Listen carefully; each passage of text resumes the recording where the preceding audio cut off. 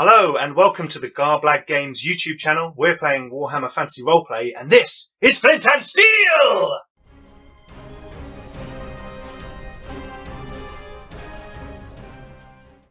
Welcome back. Hello, we're back with episode 4 of Flint Steel. As you can see, this evening we're a little bit thin on the ground for players, but we're going to carry on anyway. We've got a Dwarf Brothers special. Before we get going, let me just say, if you want to check us out on Facebook, you can go on Facebook and put in Garblag Games. You can find us on Twitter, Instagram. We've got a Discord if people want to come and talk to us. We've got a forum. We've got all things going on. So why not head over and check out some of our other material on the social medias. Anyway, we'll do a recap shortly. But first, I'm Pete, the Games Master. I'm Roger. I'm playing Rolfson, the Dwarven Shieldbreaker. And this week I spent my XP on upping my strength to 40. I'm Lawrence. I'm playing Rolfson, the Dwarven Cartographer, and this week my XP went on increasing my fellowship to 38. Whoa! For a dwarf, I am very friendly. Oh, I don't know how to take that. Okay. And last time on Flint and Steel, what did we do, Roger? I'm not even going to roll. Last time on Flint and Steel, we emerged to the surface to the guards. We spoke to them and handed over the body, revealing the chaos cult that it was, showing them the 8-pointed star. Yep. And then we returned to the tavern. Yep. Ortwin went off scouting. Yeah, he followed a few drunk people Guild that were Dyers or ex-Dyers Guild that had just been fired. Yep. And while he was observing them, he actually saw a wizard trying to kill them. Yes. Who we later found out was the accountant of the Valentina family. That's what they... Valentina? No, of the Sansovino. Oh, sorry, Sansovino. He was actually, the guy said he was the accountant of Otfried Auenheimer. Who was the who was guy, a merchant. the head of the cultist lot. Well, he was a rich merchant there. When you were there, you don't know if he was the head.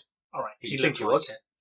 And he was trading with the Sansovinos and using their warehouses in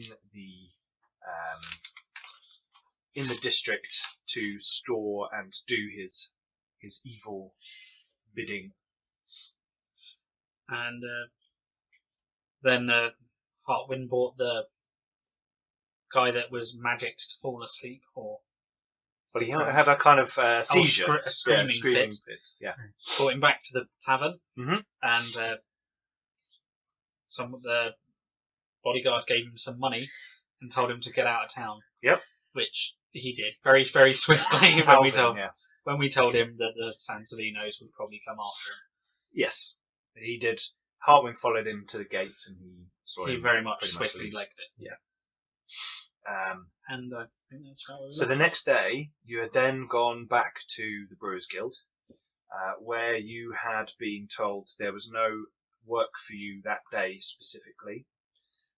So you, as a group, had decided to go and investigate the invitation that Otfried Auenheimer had received from the Dean of the College of Engineering. There was a party going on in a couple of evenings' time, and you were going to go and check out his house before going on to follow up on this invitation. I think there was a bit of an argument about who could actually get in pretending to be him, and I think Gunther was thinking about going along as a representative. But yes, there was keen interest over Otfried Auenheimer's home, which you now have the address of because it was on the invitation. And you found out that was in the Neustadt. You were in the Falstadt, which is a pretty downright awful area of town, where all these smelly, stinking, effluent industries had been moved by the Countess Emmanuel recently, which hadn't made everyone happy, apart from the organised criminal families, such as the Sansovinos, who've basically had a bit of a lawless area for them to take control of. Now, you guys have just made your way across the Grand Bridge, which is a feat of engineering to behold. A massive span of brick and stone that spans the River Reich, where it meets the Upper Reich and the Ava. And you can see the Black Tower. Let me get my map out. Poking up to the right, the Iron Tower. And the palace on the hill ahead of you. And halfway up, there's the university, and you can see the temple district off to the left as you kind of come over the crest of the bridge. And ahead of you is the Neustadt, with sort of dock area to the left, and a strange shanty area that sort of abuts up to this kind of gentrified zone. And you make your way across, and you didn't pay the leg tax because you got on a Brewers Guild card, Yeah. and they paid the wheel tax. And you made your way across. The five of you made your way through the town, and that's where we shall join you again. So Gunter Sus is pushing on. I think we should go up this way through there, down Commerce Street, and we should be able to get to the house. Well, if you think that's the quickest way, Gunter. Yep. As you're making your way through the town, it starts to get close to sort of lunchtime, and you are in the area of, it's fairly well off. It's not the rich area of town, but there's lots of trade houses, lots of shops. There's a market that you pass by. There are various taverns that you see as you go, and you smell tasty food on the air. You can smell the ale that they're drinking. It's that good around this area, and your nose is adjusting to this area where there's not the constant filthy stench of leatherworking, dyeing, ironmongery. You're starting to smell food, and it is awakening your stomach. That smells brilliant. Let's go find us some grub. Time to plan before we get there. Aye. Yeah, just follow my nose to the tastiest smelling food. Okay. So the others Some kind of roasting meat. begrudgingly follow you, and you find yourself at a tavern. Excuse me while I just find it out. The Two Griffins. I'm gonna stroll right in. Okay, you go in. It's a busy tavern. It's fairly large.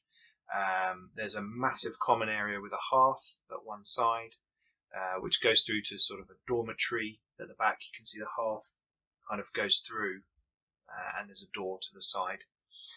There's a big bar, various sort of staff moving around in kind of dirty looking aprons that they keep rubbing their hands on. They're dishing out plates of bread, meat, and sort of boiled vegetables, but it's all smelling strong, it's all smelling nice. Get a whiff of cinnamon, you're like, oh, what? This is different, you know. I'm gonna go find a space on one of the benches. Okay. A young man comes over to you. Good afternoon.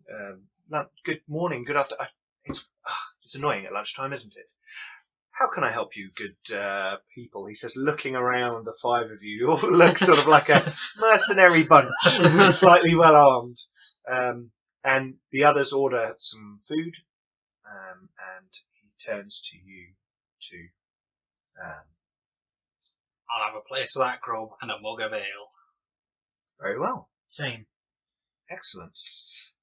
Would you like any particular kind of ale that you like? Would you like a strong stout or a hoppy lighter drink? Got anything made by dwarves? That's a very good question. We did have a barrel of Bluntstone ale. Let me just pop out the back and see if we've got that. He kind of disappears for a moment. He has sort of had dark, closely cut hair, sort of tall, thin chap with a big boil on the end of his nose.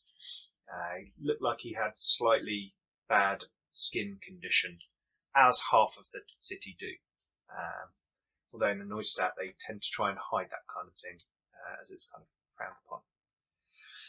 So the others are all, you start to tuck into your food, and plates are brought out. It's kind of, there's obviously a kitchen out back where they're just churning this stuff out. And there's people coming in and out, there's tradesmen, there's workers.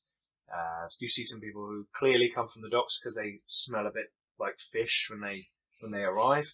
But again, you're getting all these different smells coming to you. It's a revelation of senses from the Falstaff. So after a while, he comes back and he says, "Yes, we have. I've 2 mugs of Blundstone ale here. So that will be. Let me see, gentlemen. 2 pennies for a pint, 3 for you chaps. So that's 6, 12, and some food. Let's round it all up, shall we, to 8 shillings." I will hand him some coins. Okay. 8 shillings worth of coins? 8 shillings worth of coins. Hartwin and Alvin sort of nod their thanks, or as they're stuffing meat into their mouths. You're all quite hungry. You realise that in the Falstaff, the food is okay, but your senses are always bombarded by foul stenches that you kind of lose some of the flavour. And as you start to put the food in your mouth, your taste buds are delighted by this improved quality just by your sense of smell. Take a deep breath of the dwarven ale that I've been handed. Okay, you take a big sniff. Yeah, there's a good froth on it. There's a good froth on it. And you keep on eating, you're tucking into your food. And after a short while, there is a tug, Bagric, on your sleeve from behind you. Alright, I'll turn around. So, mug in one hand, stuffing some food in my mouth. You turn around and there's a small urchin child. One of the urchins from the Brewers Guild that Alvin had been teaching to fight on the last episode. Go back and watch episode 3 and you can see them all beat him up. Worth it. Yeah. And Alvin kind of waves at the kid. And he goes, "Excuse me, Mr. Dwarfs. I've been sent with a message by Mr. Schnitzler that he needs some dwarven assistance from you. I've got a thing for you." He's got a little note with a stamp on it, wax with Brewers Guild. So licking my fingers, I'm going to take it off him and hand it to him while still trying to drink more beer. Yeah. I'll crack the seal and read the message. Okay, it says, "Oi, you fuckers, I need your help looking at some dodgy architecture under one of our warehouses in the shanty town." And there is an address at the bottom. I'll Does it mention pay? It doesn't. I'll show it to my brother and go, "Typical message from our friend. Suitably vague. Suitably foul-mouthed as well. Definitely from him." Bloody manlings. Hartwin and Alvin look up at you. We're discussing this in Castlewood. They've got used to what the word manlings is. You've said it in disdain enough times at them. So is this in the Neustadt? Yes, it's in the shantytown area of the Neustadt, which is near the docks. You know, it's a very rundown area. A lot of the buildings are dilapidated. The area is often, when people dock at that side of the river, they try and get quite quickly through the shantytown, past it to get into the Neustadt and up into the kind of gentrified area. But because of this, because of, again, their disdain for the lower classes and their want to turn a blind eye and ignore these people, crime has crept into these areas. There is trade, but there's also trouble. Alright, I'm gonna flick him a copper. He's kind of Thanks, beardling. He's looking at your plate with and there's a big bit of drool dripping down his face. You look down, this little kid is very thin and scrawny. Alright, I'll snip him a bit, like a piece of whatever meat they're serving. Yeah, just stuffs it in his mouth. So, cheers, Mr. Dwarf! And runs out the door with what coin did you flip it? Oh, it's just a copper. Okay, he takes the penny and runs. Well, I guess we better finish this off and go. And I will relay to the rest of them that they need something that they only trust to dwarves. And we'll be back. We'll meet them back at the pub. They agree that they'll meet you back at this pub. Can I try and flag down one of the waiting staff? Sure, yeah. And can I ask him the quickest way to get to this place? Well, what you do is you go out here, go right, go straight down there. When you get to the statue of Karl Franz, take a left, go down there, and soon you'll hit the shanty town. What road were you looking for? You tell him. And he's like, yeah, that's fifth right down that road. He seems to be eating some of the food on the side as he's dishing it out. Well, I'll be careful going over there. The shantytown is, it's shantytown for a reason, isn't it? There's desperate people in there. They're not bad people. They're just desperate. Aye. Well, thanks for the directions. I'll get yourself a pint of ale and I'll give him a couple of coppers. Oh, well, thank you very much. I'm gonna polish off my food and drink. Yeah. Okay. So you eat up. If you are hurt, you may recover a wound. No, I think the apothecary last time Yeah, did everything yes, that we needed. Okay, cool. So you're all okay. So you say goodbye to the others. They're going to ask around the area for rumours and information about this trader, where he generally tends to work, and anything about the area of where he lives before just rocking up over there. So they think they can do some valuable information gathering. Alvin wants to look after Mr. Seuss, and Hartwin thinks that he can have a bit of a earwig around on his own, probably better than hanging around with a couple of noisy dwarfs.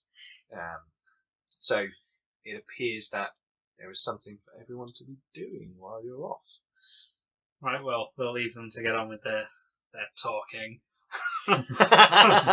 Talking. Yeah. We'll Although go Fellowship 38, that's impressive. 23. Ah, yes. Yes. Cool. Okay. So you make your way out of the tavern. Yeah. The two griffins. And you turn right and you head down a long road.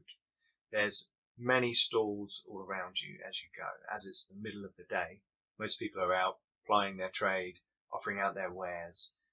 There are slightly posher businesses here though, so you can see things like the bag makers, not the tanners, but the bag maker, the worker of the end product. There's a boot shop. There's a bit bridle and harness stablery type thing. You can see there is a blacksmith. There's a jeweler, and as you make your way down this long road, there's lots of different trades here. There's a lot less of the stench of the Falstadt, and a lot less noise as well. The thing about the Falstadt is it's very noisy as well. Here, there's sort of the buzz of people talking and trading. The odd hawker of wares, a pound of fruit, kind of thing. But most of it's just people talking to each other. So you make your way down the street. It's like a nice, clear day for once, and it's quite weird. You've been spending the last few weeks in a rather dingy area of town, so you're quite enjoying this kind of stroll. The two of you, on your way, brothers in arms, And you reach a statue of Karl Franz. There's a big statue. It's in a fountain. There's water sort of spraying out. And there are people moving around. There's a young man sitting on the side of the fountain with a quill and paper and sort of staring thoughtfully into the air and then writing things onto his parchment. There are people selling flowers. There's children running around smiling, not carrying things or running errands. It's slightly nicer here. And you follow the directions, so you head left, and slowly as you make your way down to the waterfront, the quality of the building starts to degrade, and you can see that ahead there, the panel fencing between buildings has got holes in it and it's not been repaired for a long time. Buildings, the kind of daub on the outside of them is crumbling away. The whitewash has not necessarily been refreshed as often as one would like. And you see more beggars, people moving around who seem to be moving with purpose, but no real reason for being there. There are still people trading, still people selling things, but it seems to be more fast food hawking, people selling information, and a lot of people offering carriage rides into the rest of the city to get away from here. Before we go into the worst bit, I'm actually going to tuck my coin purse underneath like my armour. Okay. Cool. And I'm going to be, as we're sort of moving around, just gently scratching sort of notes. Okay. Sort of just gently mapping the city, because you never know when it's going to come in handy. Absolutely. Adding some When detail. it starts getting worse and the city watch aren't so likely to be around, that's when I'm going to actually draw the weapons. Yeah, you can see fewer and fewer guardsmen, city watch, nobility guard, that kind of thing, dotted around. There's more people with dirty clothes, more beggars. Some of them are sort of reaching out to you as you pass. And whereas the Falstadt is dirty and smelly, everyone's busy, everyone has work, there's more than enough work to go around. Here in the shanty town, it seems that in the shadow of the new nice area of town, these people are being forgotten about on purpose. Is there sort of a feeling that there's more people, there's lots of eyes watching us, not necessarily we can see them all? Yes, definitely. You get that kind of feeling. Both of you make perception rolls. Based on intelligence. Hearing or sight. Or whichever's better. I think it's any sense. It's kind of like this is your general awareness of what's going on around you. Okay, I pass on hearing. Okay. And I pass on sight. Okay, cool. Excellent vision, excellent hearing. Handy pair of dwarves. So one of you's going to get poked in the eyes, and the other one's going to get jabbed in the ears. But which way round will we do it? Okay, so who's good with their eyes? Okay, right, Torvald. You see people on the edges of alleyways and shadows, not necessarily watching you, but little clumps of people talking to each other and then separating and moving away. You see at one point a gang of beggars down a long alleyway seem to jump another beggar. You're kind of seeing this kind of sign of deprivation and desperation. Agric, you think someone is following you. You can hear there's a particular gait, someone's footsteps in a particular rhythm that every now and then you kind of pick up and you can hear as you're walking around. Alright, in a low voice in Caslid, I'm going to let Torvald know that we're being followed. Okay. You think you're being followed, but yes. Okay. So he whispers that to you. Okay. Some seagulls now can be heard, or gulls, not necessarily seagulls, around this area. There are lots of rats now sort of scurrying around. The ground is not so firm as the nice roads of the Neustadt proper, and there's a lot more mud on the road here. There's still cobblestones and things, but there seems to be a bit more of a mess.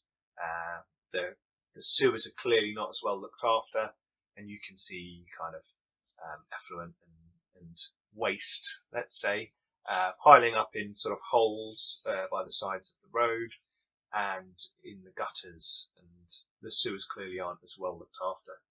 If I had to live like this, I'd take the Slayer off.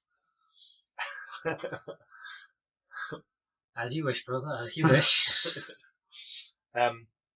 So you round the corner and you start to head towards. Can I glance over my shoulder to see if I can spot anyone following us? Okay, make a perception. No. There are people moving around, so maybe someone just happened to be going the same way as you. Maybe. Or I just can't see them. Yes. You can now hear the docks nearby. I'm ringing vigilant. You can hear bells ringing, quartermaster bells. You can hear the creak of the boats. You can hear more birds. You can hear the stevedores unloading barrels and crates. People shouting at each other. The busyness of the docks and the smell of fish and things starts to come across to you. So you know you're getting closer to the area that you're aiming for. And in fact, you approach round the corner towards the warehouse, or where it says the warehouse would be. And you start walking down the road. And you can see that the road around you is dilapidated. The fence panels are broken and busted. The buildings are falling apart.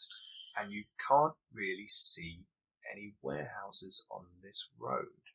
But this is where it's supposed to be. This is where it's supposed to be. And what you can see is someone standing, leaning against the wall, and he is wearing a mask on his face that has something silver on the cheek. And he is standing sort of 40 yards away. Can we tell what's on his cheek? No, even Torvald with his excellent vision can't quite pick it out at that distance. But it's a man wearing a mask. Get ready. And he seems to be standing in the place where this warehouse should be. Trouble. Definitely trouble. He seems to be waiting. He's looking in your direction, where his face is pointing in your direction. My weapons are drawn, but I am going to approach. Okay. But looking and listening, trying to see if, because I thought someone was following, so I'm trying to listen for an ambush. Okay, make a perception roll, both of you. 15 lots. Okay. 7. Okay. You are both suddenly aware now that there's movement in the buildings around you, behind the fence to your left, over in the building to your right, and behind you you can hear now what sounds like two people shuffling into close range. Roll initiative. This is never going to You go pesky well for us. you pesky dwarves are gonna fucking die! Well, that's a good start, but I'm not sure this is going to be enough to help. Right, let me just get to the right page. It's a slight flaw with having dwarven agility. Yeah. What? Yeah. It's rubbish. Yes. Okay, so we're going to enter combat, and we will now switch over to our battle view. Let me see if I can do this. Okay, so let me position you correctly on the battle mat. Okay, so you guys have come through into this sort of area. Let's get. So we've got Bagrick, who's got an axe and a shield, and we've got Torvald, who looks a bit explorer-y. Using these pawns for now. We're going to get some proper Warhammer figures. You might say, why are we playing Warhammer? without Warhammer figures, as Roger said when he arrived today. But I didn't want to give the game away, and I didn't have enough time to source the right miniatures. However, we've got these nice pawns that we're going to use, which should do the job. So, there you can tell that a figure has appeared behind you over here, just slightly outshot there, but we're aware of it. And another figure is coming up behind you by this building here, just down here. There is a person ahead of you here who is leaning against the fence, the wall, looking at you. And you can see that there is a person here and someone over here. So we have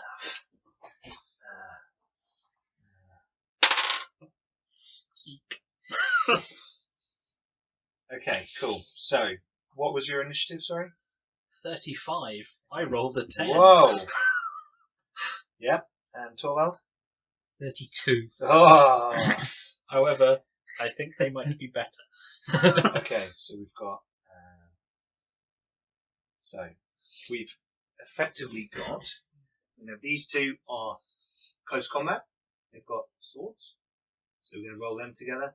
These two are wielding bows, and this chap is a separate entity. I'm just going to roll initiative. Go for the In face. 3 groups. So we've got 2 guys like that. Oh, hello.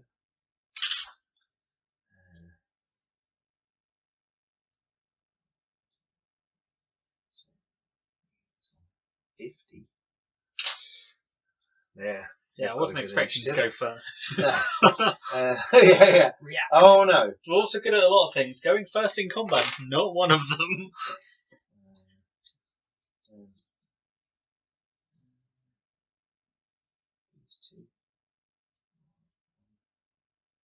39. And the final chap is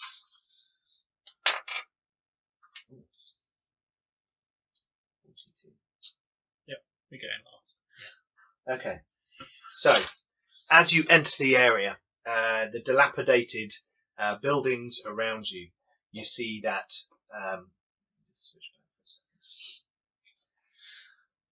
you're suddenly aware of these people closing around you, and your weapons are in your hand. However, they get to strike first, and the 2 people behind you move up. So their movement characteristic is 4, so they can move 4 squares in a round. So we're going to have 1, 2, 3, 4. Just to switch back.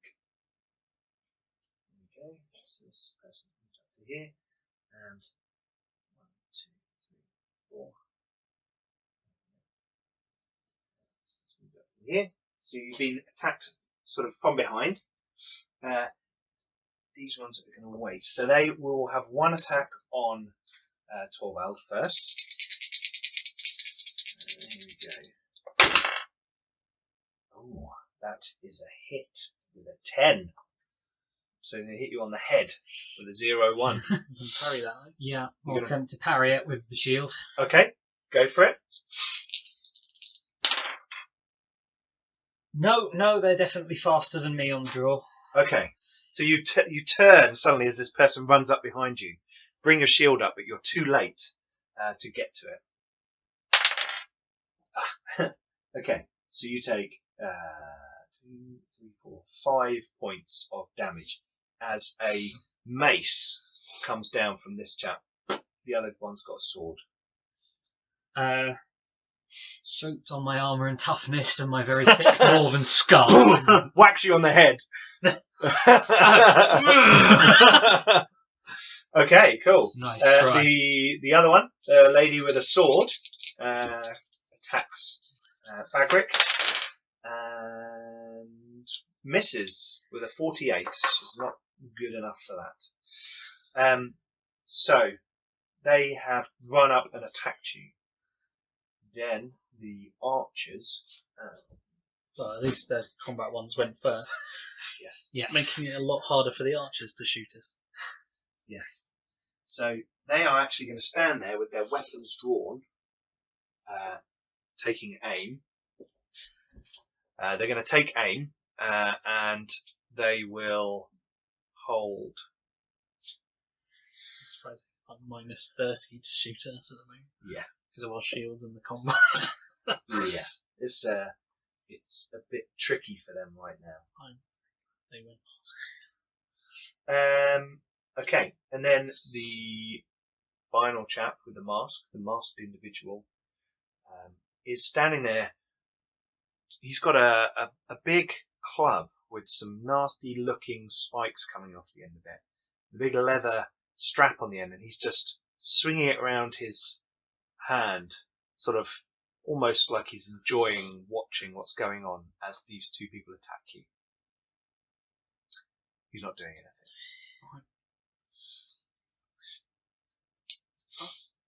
It's your go. Bagrick. Alright, well, I think the human's going to regret this.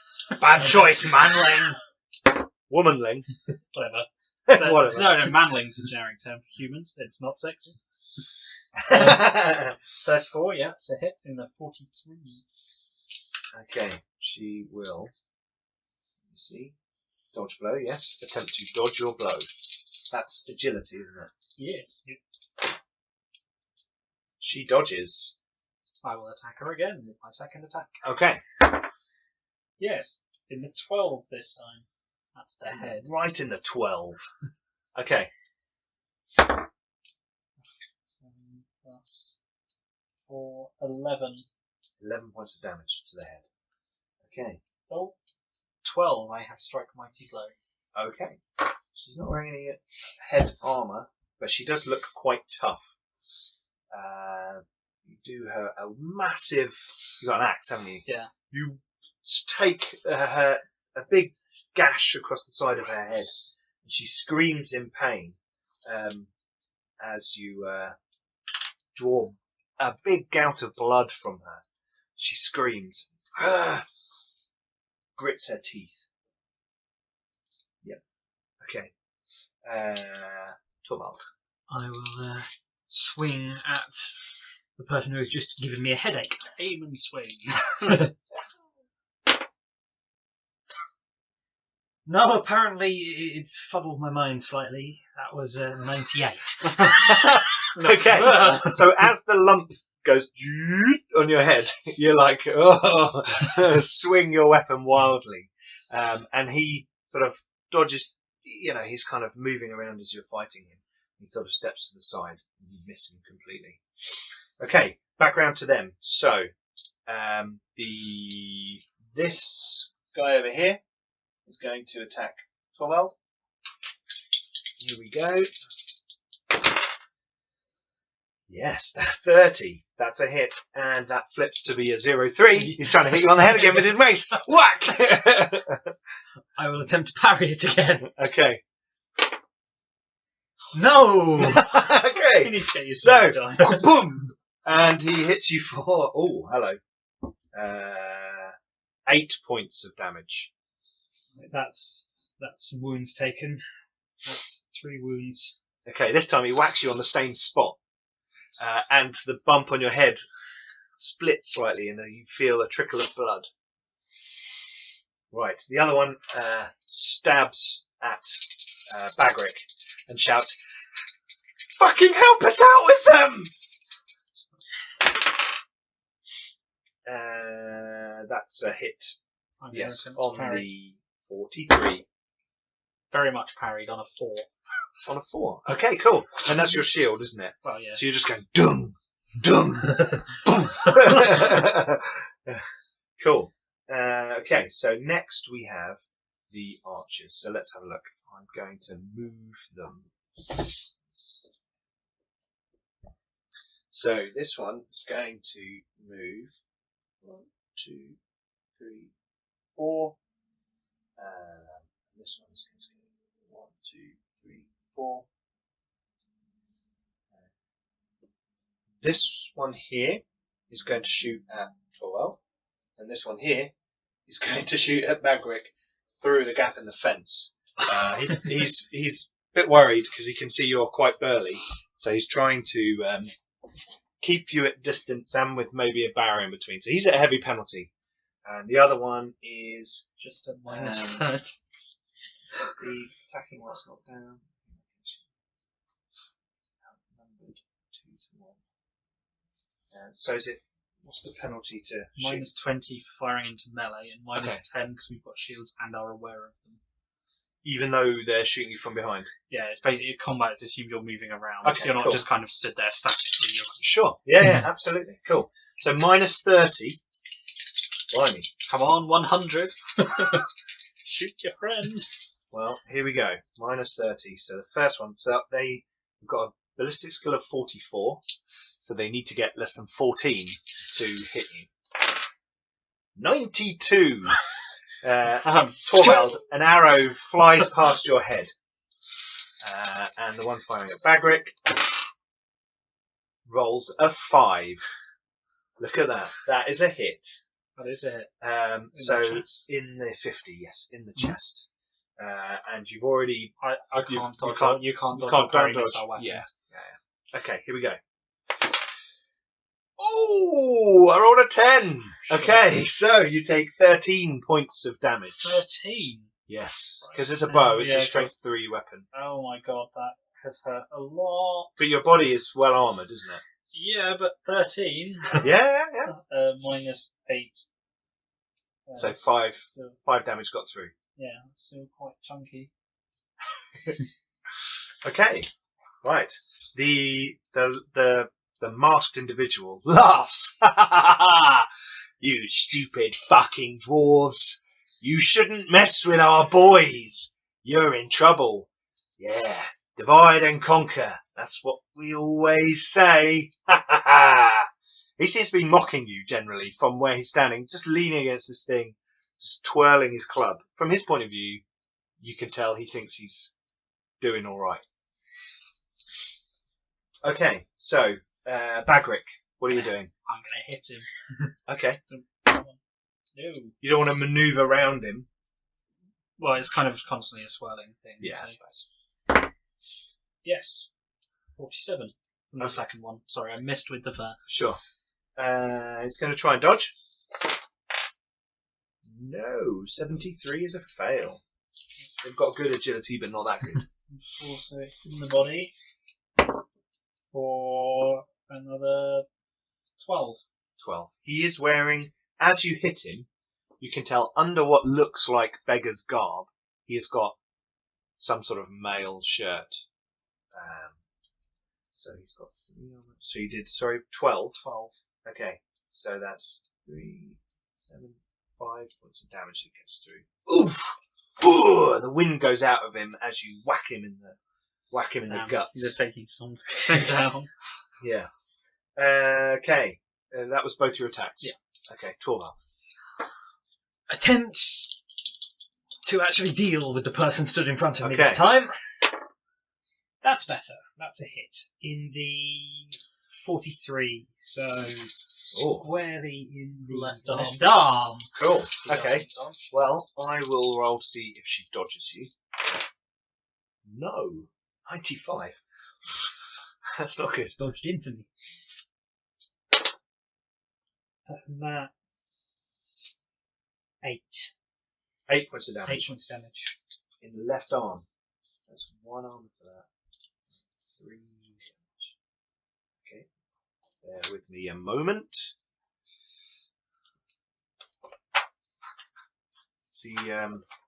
The screen is very useful. It's got all the critical stuff on it. However, what I can't seem to find is the table you roll on to figure out how bad your critical is. That's not on here, which would be one Wow, that suggestion. person had like 5 wounds. No, you did loads of damage last turn. That was the one I hit. I did 12 damage and then 12 damage. You missed, didn't you, Orson? Yeah. No, someone... Yeah, I did 12. Oh, sorry, I've got it the wrong way around. Yep, sorry, there we go. That one's not dead. That one is on. Yeah. That one So sorry, Bagrick, your one is. I'm just checking whether 0 counts as critical. No, it's -1. Is it? Oh, it's beyond your wounds, isn't it? Yeah. Yeah. Okay. If That's they take fine. anything else, it's going to start getting very painful. Yeah. So sorry about that. Rewind that one. Okay. So you hit her in the arm. Hit him. Sorry, in the arm. Okay, cool. Right, we're back round again to those two. So the injured man is going to attack Torvald. Missing. And the injured woman is going to attack Bagrick. Hitting 22. I'm going to use a fortune point. Okay. Because I definitely didn't. Sure. Yes. That's much better. I So parry. boom, off the shield. Okay. Cool. The archers, this one here. Sorry, let me get up. So this one here is going to move up and draw a sword. This one here, however, is going to move to the gap in the fence to try and shoot through again. As you saw his arrow. Are you going to reload? It's got a bow. Yeah, rapid reload. No, it's just a fire. It's just Half action. Yeah. Oh yes, he's moved, so the other half action will be bow. Ordinary reload. Unless they have half rapid action. reload. No, they don't. No. It's a blooming useful talent. Not rapid reload, unfortunately. Okay. Right. Back to you guys. Alright, see if I can finish this one off. 25 to hit. 25 to hit. That is a hit. Let's see if they dodge. Yes. Wow, this one is dodgy. There's dodged every Yeah. time. And a hit again on a 14. Okay. That's in the 41. Left arm. Again. Great. For 9. 9 points of damage. Okay. Subtract 5, so that's -4 critical. And it goes up by 1 because I have strike to injure. Okay, cool. So that's a +5 critical, so you need to roll. Oh, sorry. The critical goes up after I roll, sorry. It increases the thing by 1. Okay, sure. There we go. 67. 67. And it was a 4. 67. So it goes up to 8. So, the arm, you smash her arm with your axe. There's now dangling mass of bloody meat. She wasn't holding anything in her hand, but it's now just flapping to the side. Blood sort of hosing down, coming out of her sleeve. You can see it kind of just flowing freely. And she falls to her knees, staring at you in defiance, but the light goes out of her eyes, and she falls face first onto the floor, dead. Right, who's next? I will shout out. Okay. So we remove this one. I'll get my bald spot nicely in the camera there. That was good. Okay. So, Torvald. I'll try and emulate my brother and deal with the other one. Yeah, that should do it with aim and hit. Yep. Okay. 44. He's going to try and dodge. There we go. Let's see if he can dodge. No. So, to the left arm again. Okay. Screw you, left arm. Yeah. That's an 11. Okay. Ooh, that's going to hurt. Okay, that's a -1. So we've got D100. D100. 52. Okay. Let me see. That really is the...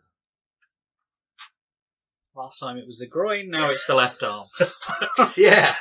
You guys pick like a favourite zone every time. This week we'll mostly be killing the left arm. Do you have strike to injure? I am not you're that sort You're of... a cartographer, aren't you? Yeah. Okay. Okay. You smash his hand, breaking, not removing his fingers, but the blow of the force of your blow is so strong that you break clearly some of his fingers, and they're kind of sticking at funny angles, and blood is dripping off his hand. He can't do anything with that hand until medical attention is received. He's kind of like, blow. and it's him next. He's going to turn around and run away. Disengaging or literally just legging it? He's going to disengage. Character breaks off a melee and may move away. Difficult terrain. Try to move away from one or more melee opponents without using this. Each opponent gets a free attack. Yeah, he's going to use his action as disengage. Let's go back to the battle mat. Here we go. And he will go 1, 2, 3, 4 round. He's running for cover back around the building to get away. Next we have the archery type people. Instantly regret moving forwards. He is going to step. He's going to step into hand-to-hand combat, and this one is going to step around the corner of the building, back a bit, maybe to about there. He's going to shoot at you. So we'll get a sword attack on Torvald, and a bow attack on Bagric. The leader is, as the guy backs away, he's going, "What the fuck are you doing? Get in there, come on, take him down." So Torvald, an attack on you. Okay. Ooh, that's a hit, I think. Let me check. Yes, that is a hit. In the 82. I will attempt to parry Okay. my shield. Yep. You've got fortune points. No, it's okay. Alright. That You failed? Okay. Right. So he hits you with his sword for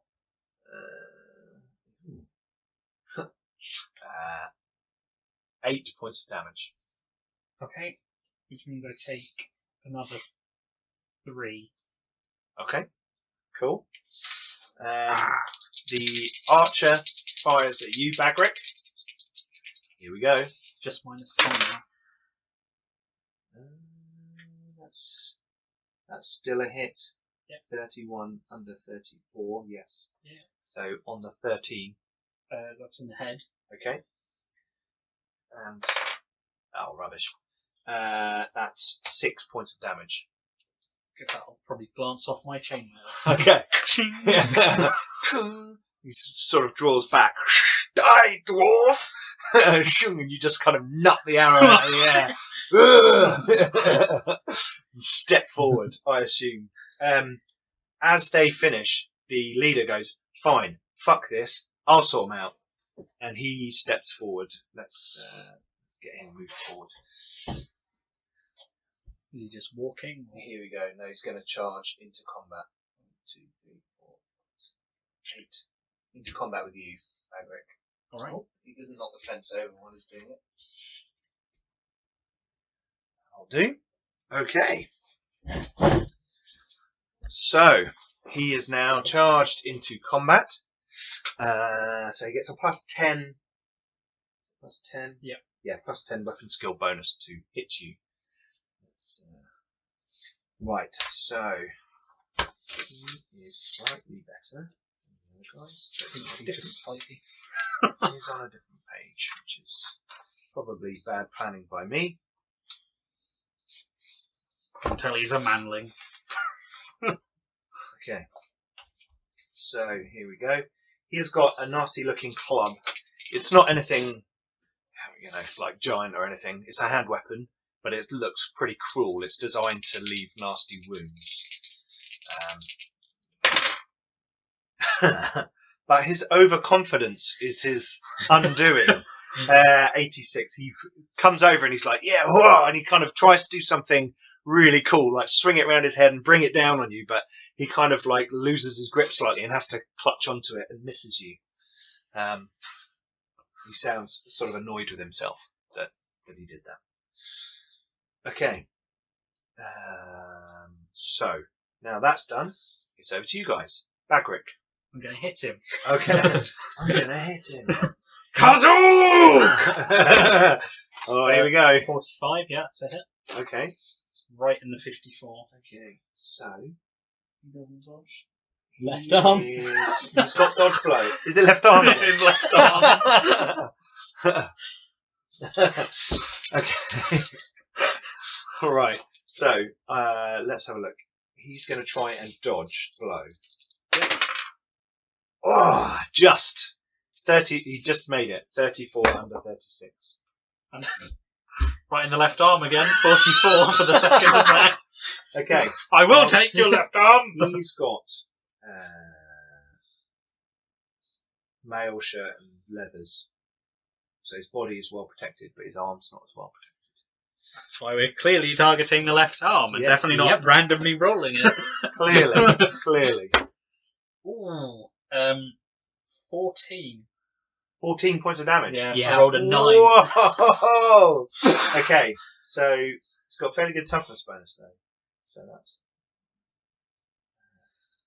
Whoa! You whack him. You slice down his arm, and blood kind of slickens your weapon and his sleeve. You tear a hole in his armour, and he kind of.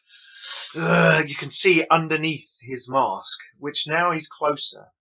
You can see that it's some sort of wooden carved mask that's been painted like a pale blue, and there's a silver wheel on the cheek of it. Sorry, on the other Chaos cheek. Star. It's a wheel. Sure it is. Yeah, spoked wheel. A wheel we've seen before. An 8-spoked wheel? It is an 8-spoked wheel that you've seen before. Yes. You're gonna fucking die! He shouts as you slice his arm into ribbons. Right, Torvald.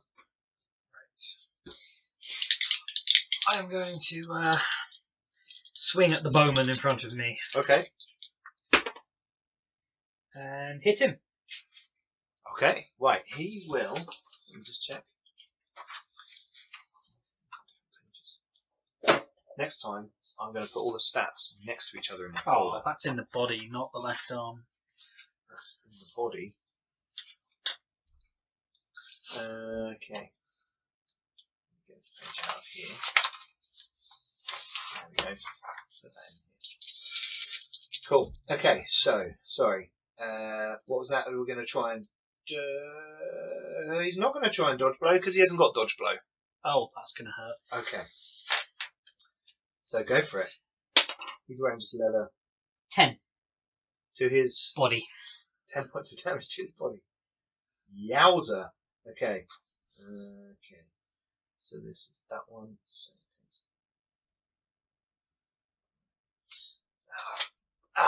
you hit him. You've got an axe. Yeah. Yeah. You hit him full in the chest as he kind of steps to you, and blood emerges from the where you've hit him in his leather jack, and he's like, "Ah!" And you pull the axe back out, and a spray of blood comes out and sort of licks up your face. You can taste the kind of iron on your lips as his blood hits you in the mouth. This person looks fairly lithe and fairly malnourished. Right. It's something other than an elven weapon, manling.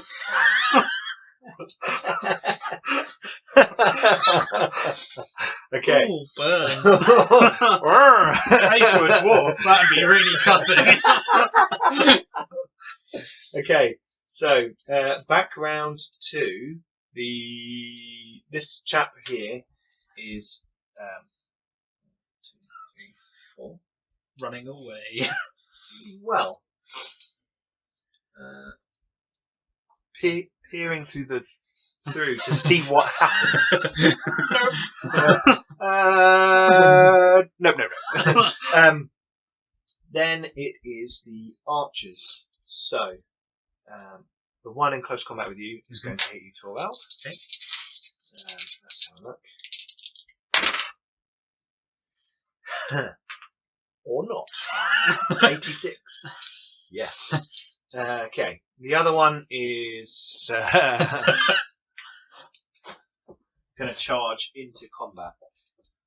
So this person's going to go 1, 2, 3, 4, 5, 6 into close combat and attack Torvald because their leader is clearly tougher and can handle someone on his own.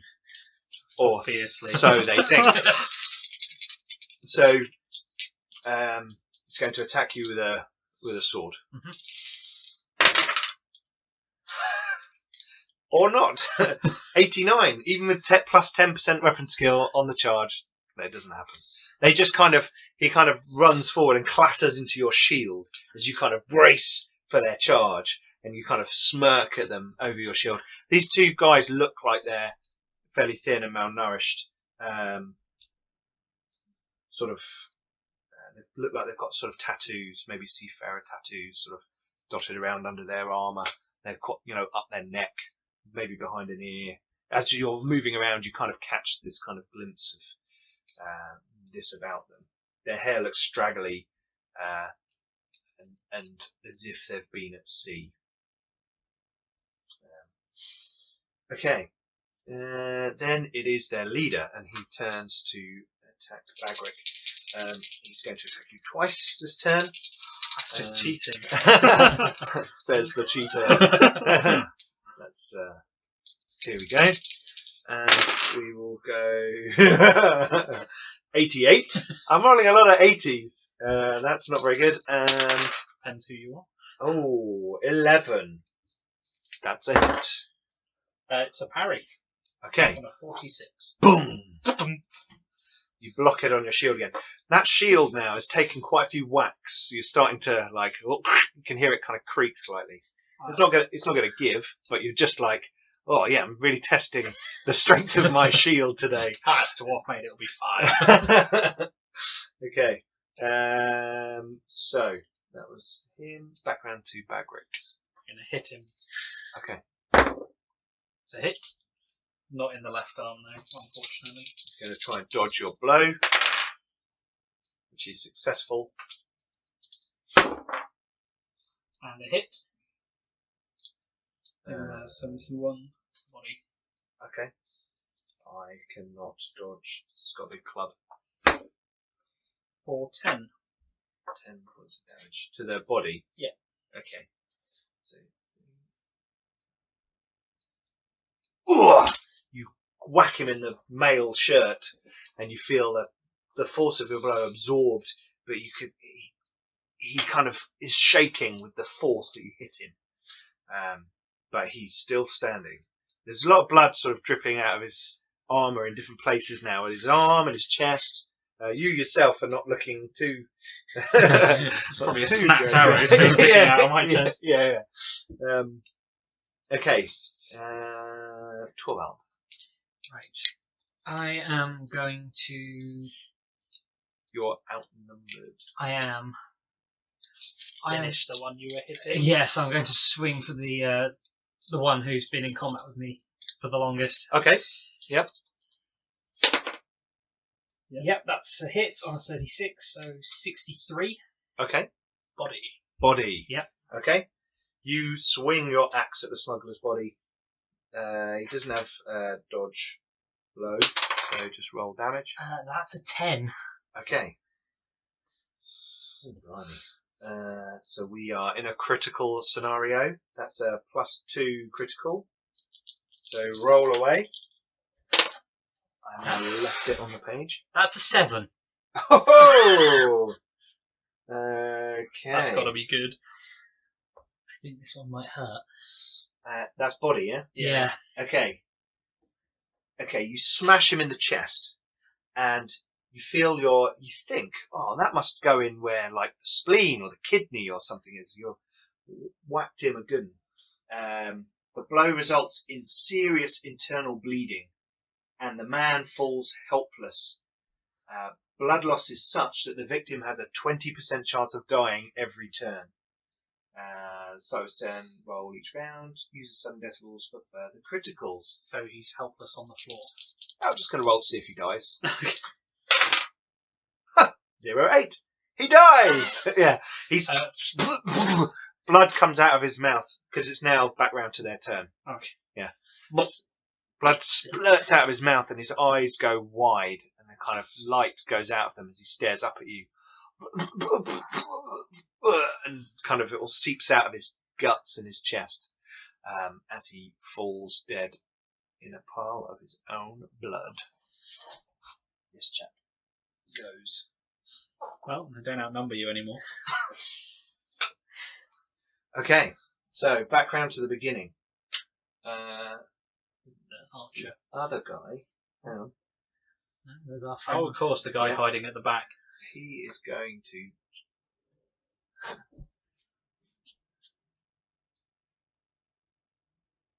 We can't charge you because it's got to be the last 4 squares have to be in a straight line in order to charge you. But what he's going to do is move 1, 2, 3. He's going to sort of come forward. He seems to be loitering in that building as you're looking. Okay. Then it's the archer's turn, so he's going to try and stab you with his sword. Okay. 26, that's a hit, I think. Yep. I'll attempt to parry it with my shield. Okay. No, I might. Fortune point that up? point that And one, you got yeah. Okay. You got 3 fortune points. Yeah. Okay. Yeah. Yes, that's definitely Okay. Yeah. blocked. So you This bring your shield down just in time for the blade to catch off the rim of it, and the blade slides past your face, narrowly missing you. He's looking desperate now as he's kind of hacking at you. He's so far not injured, this guy. Right. Then it is the leader, and he's going to attack Bagric twice. 17, that's a hit. Parried. Okay. Yeah. Boom, boom. There's just this doom, doom. It's like a drum He's beat. literally hitting This a guy. metal shield. It's just boom. Yeah. Boom. 23, that's another hit. I'm going to try and dodge. No, I'm not going to bother trying to do that one. My Okay. agility is not So high it enough hits to you make in it the worth it. 32, which is one of the arms, I think. Right arm. Right arm, which is is that your axe arm? It's my axe arm. Okay. And he hits you for 10 points of damage. Ow. How you doing, Bagric? On 5 wounds. Oh, blimey. So you are pretty wounded now. If you get to 3 wounds or fewer, you are considered heavily wounded, which means you heal slower. You heal 1 wound per week through natural healing, rather than 1 wound per day. Okay, which I think we did wrong last time. I thought if you were it was half your wounds, you were okay. severely wounded. Okay, so after his go, it is now Bagric's turn. Gonna hit him. Okay, Yes. he's going to try and dodge your blow, which he is successful. 29, And I hit him again. which he can't do anything about. 82 is the leg, I think. Yeah, Right leg. right leg. For 10 damage. Okay. What armor has he got on his leg? What armor? Okay, you've got a +3 critical on the leg. And it goes So up a roll- step. From yeah. strike to injure. Yeah. 38. Okay. Okay, that's a 7 on the table, but it's upgraded to an 8. You hack into his thigh. Blood sprays out. It was his right leg. Okay, so you whack him in the thigh, and the fence beside him gets showered in blood. His leg dangles as a massive blood of helpless meat. His foot sort of goes limp, and his leg starts to just hang. He struggles to balance himself.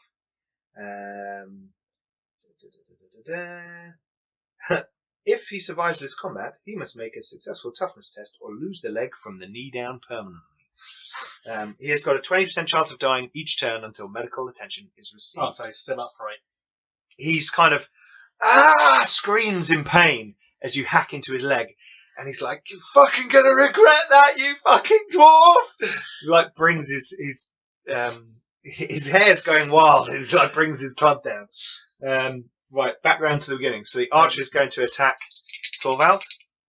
Oh, Torvald. Sorry. Don't worry. Right. Hit him. No, I miss. Okay. Right. The archer is going to attack you with a 28. That looks like a hit. Try and parry it on the shield. Okay. Which is +10 weapon skill. No. Okay. Fortune point? Yeah, I might have to fortune point that one. Oh, yeah. That's better, yes. Okay. Again, crunches off the shield. Okay. Then we're on to the leader against Bagric. He's going to attack you twice. Oh, does he die? Oh, good point. Okay, that wasn't a roll for... That was a roll for attack. I missed you. Okay. Let's see if he dies. No, 83. He didn't die. And his second attack. That's better. 14. It's a parry on a 52. Okay. That's your weapon skill? 56. Blimey. You get +10. Yeah, with the shield. So you're 66. That's 2/3. Yeah, that's pretty good. You're a dwarf. dwarf. Yeah, that's cool. I'm a dwarf shield That's breaker. why I have to shoot you with arrows. Okay, cool. So now it's Bagric's turn. I wish I could just go. I'm just going to hit him. 55, yes, just. Okay, he's going to try and dodge that. That's successful dodge. I'm quite impressed with one leg. Oh, no, hang on. He gets a minus... Wait. Oh. He'll get a minus 20% to do that, which means he has to roll under 16 and I rolled a 22, so he failed the dodge. Okay. Good point. Oh. 13 to the chest. 13 to the chest. Okay, well, that is his most heavily armoured part, so he only takes 6 more damage, so it's only a +9 critical. So, and up basically, one step. Up one step, basically, just don't roll. 48. Okay. Right. So, in what spectacular and gore-drenched way would you want him to die? In half. I literally want to chop him in half at the waist. Okay. You swing your axe Enough round. so his body goes one way and legs go the other. Well, his legs are severely wounded. Sorry, leg goes Yeah. the other. So you hack him and bring it into his left-hand side, and all of your hits and wounds so far are enough that you cut through his body with such dwarven power and strength that you cut him in twain, and his body falls to the left, but because his right leg is missing, his legs fall the other way, and his entrails and guts spill out onto your boots once again. Your boots are covered in blood, and his body hits the floor like a sack of potatoes, and his body is there limp, looking up at you. Torvald. I'm sorry, I should remove him from the map. Ooh, can I put my second attack on the guy next to me? Yes, you can. Why not? Oh yes, I outnumber him, courtesy of Torvald. I Yep. hit him Okay, on a 62. cool. He hasn't got dodge blow. It's in the right arm this time. So, okay, well that makes sense. You're on his right side. For 12 damage. 12 damage. Okay, well he's still fresh. But he's not exactly got much armour on. So he screams in pain as you hack at his arm. Probably doesn't see it. It's like, I'll get this one. Yeah. Yeah. He's like, no, well, a moment ago he was showered in blood. So he's like, what the? And then your blow comes through. He's like stunned and shocked by it. Hits him in the arm. Torvald. Go on, Torvald. I'm going to shout at him, you can put the sword down or the axe goes in. And then hit him. And then hit him. Okay. Cool. Dwarven negotiations. Go for it. I love it. Yes, I hit him. Okay. He looks at you like he's letting go of the sword as you bring the axe down on him. Where did you hit him? Square in the chest. Again. Yeah. Okay. Right. So you hit him in the chest. Roll damage.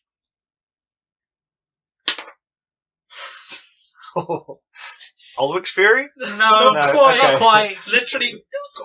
So 12. 12 points of damage. Okay. Jesus. Okay, right. Roll a critical. 73. Okay. So.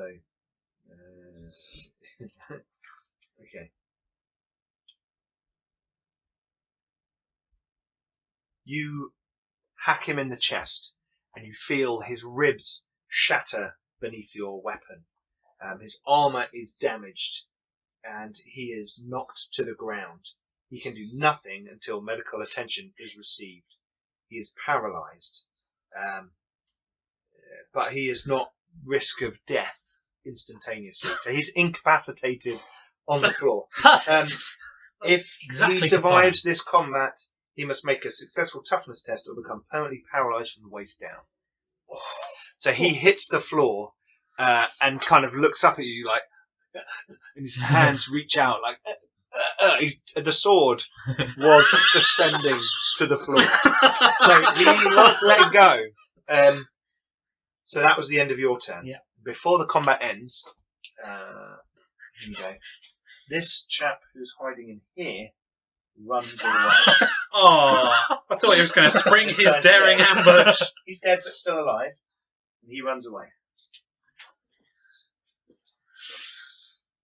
Okay, so the ambush has been broken, and the people, women and men, lie dead around you. They're all humans, and as I said, this one in front of you and the other archer looks like seamen or crew of a ship or something, maybe that have recently docked. They've got various tattoos of nautical arrangement, and the woman looked like a stronger local. She seems to have soot and sort of grime under her fingernails. She stinks of someone from the Falstaff. And the masked individual is lying dead on the floor in two locations. The mask is, you can see now, as I said, it's wooden and it's painted light blue. It's got like a leather strap that goes around the back. It's kind of tied, it's like a thong type tie. And it's kind of scraggly auburn hair underneath, but you can't see the person's face. The chap in front of you, Torvald, is like, I was trying to... Answer our questions and we'll grant you mercy. What do you want to know? Who is that? I'm going to point at the guy in the mask and remove the mask and turn its head to face him. He's lying on the floor, and now this dead face turns towards him, and he's like, underneath there is a fairly handsome-looking man who has got what look like soft skin on his face. He has got a prominent hooked nose and blue eyes. with auburn hair. He kind of looks at him and he's he's clearly in a lot of pain, and he's sort of like, he hired us for a job.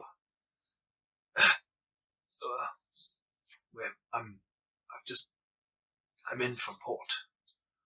Who is he? Just someone with coin who needed some extra hands. He seems to have a strange mixed accent, like he's like Not from anywhere. from maybe somewhere like Tilia, but he's been around here a lot. He looks like he's got weathered skin. I'll try asking his name in Bretonnian, as I can speak that, and see if he responds. He does. He says that his name is. Bear with me one moment. Francois. No, his name. Here we go. Here we go. Je suis Napoleon. Is Andreas.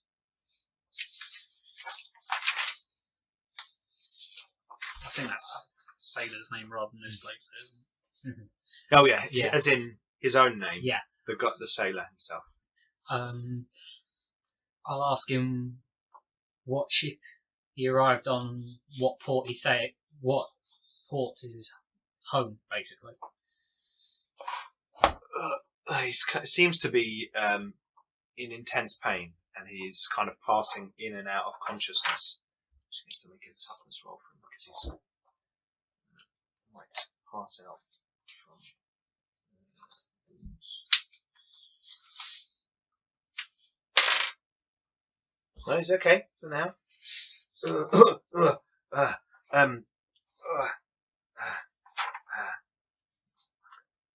We've sailed on the Southern Endeavour.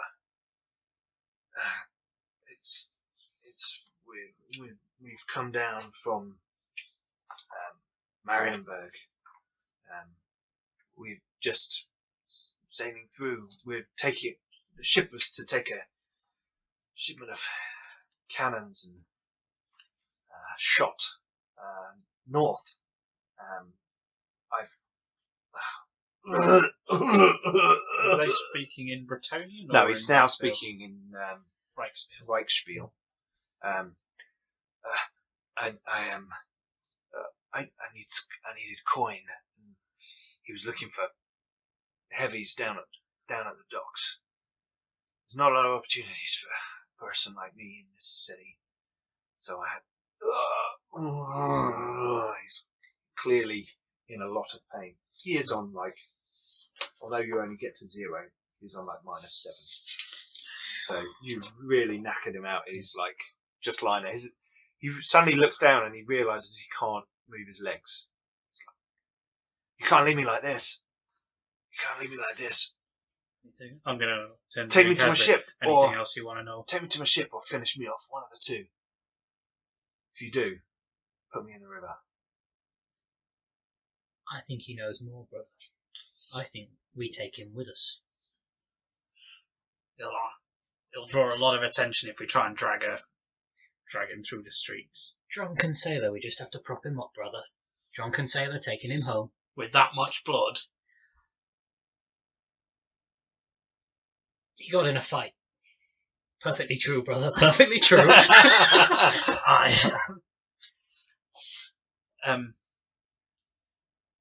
Did on the way down to the docks, nearer sort of being the docking area, did we see anywhere that looked like it was an apothecary or a similar?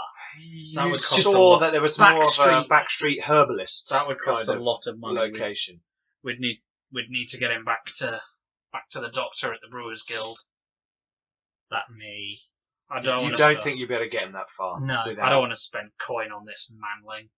Okay. Finish me off then, you fucking dwarf. We're speaking in Catalan. Yeah, no, he's just like you clearly sound like you're grumbling spitting on him, with your words, and he's just like, just finish me off, fucking dwarfs. One last question then.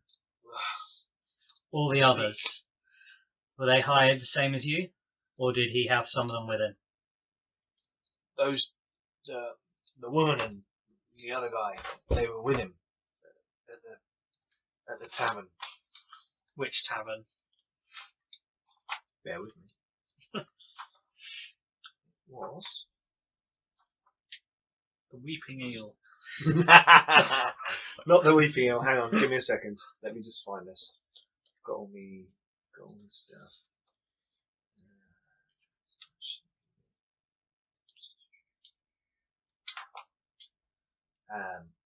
The in the Blind Pig. It's on the dock front. It's that's a tough place.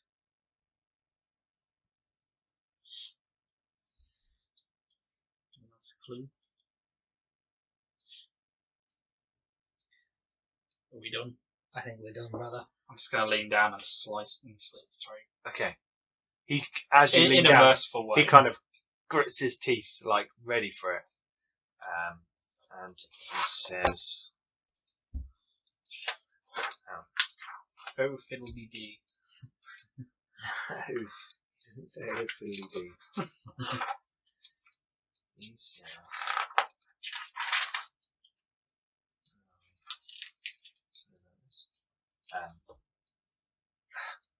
man, untake me. As you I'll nod and just slide slice. yeah. Okay, so these people are scattered dead bodies around you.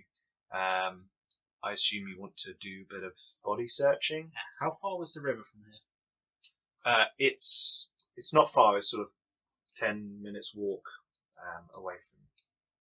I'll throw his body in the river. He wasn't a follower of the ruinous powers.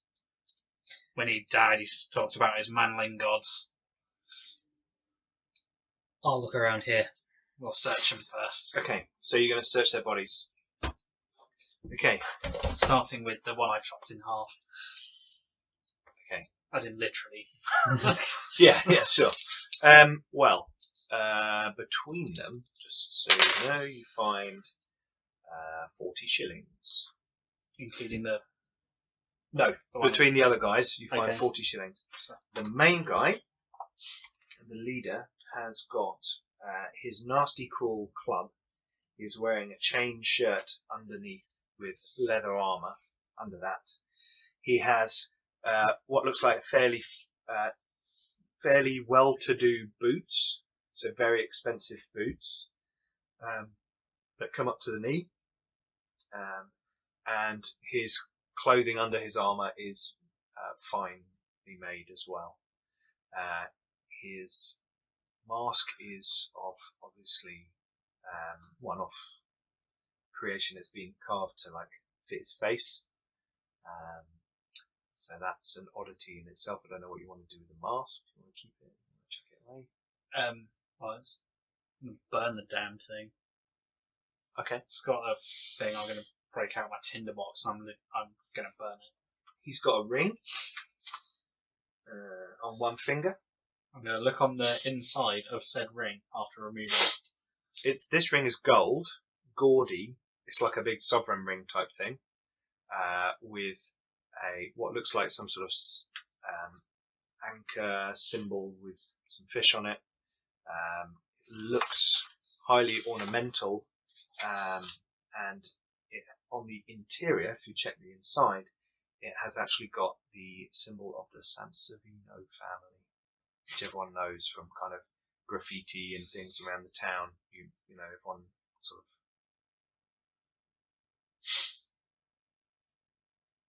Not tainted. Doesn't look tainted. It's gold. I'll flick it to Torvald. It's got Sansevino logo in. It's trouble, brother.